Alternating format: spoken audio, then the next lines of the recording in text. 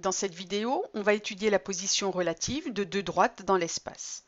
Je vous invite à regarder les 3 autres vidéos qui vous permettront de voir tous les cas possibles pour les positions relatives de deux droites de l'espace. Prenons la droite D1, dont voici une représentation paramétrique, et la droite D2, dont voici une représentation paramétrique.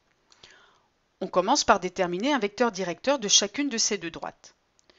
Le vecteur U1 de coordonnées 2, moins 1, 3, qui sont les coefficients du paramètre t, est un vecteur directeur de D1.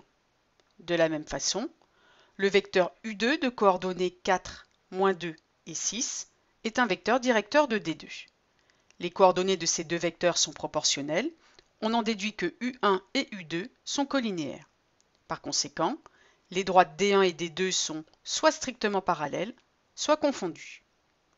Pour savoir dans lequel des deux cas on est, on va prendre un point qui appartient à la droite D1. Prenons par exemple le point A de coordonnées 1, 4, moins 3. C'est le point qui correspond à la valeur 0 du paramètre t.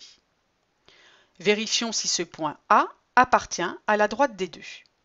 Pour cela, on va prendre la représentation paramétrique de D2 dans laquelle on va remplacer x, y et z par les coordonnées du point A.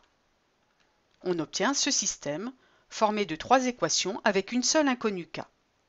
Si ce système admet une valeur de k comme solution, c'est que le point A appartient à la droite D2, sinon le point A n'appartient pas à la droite D2.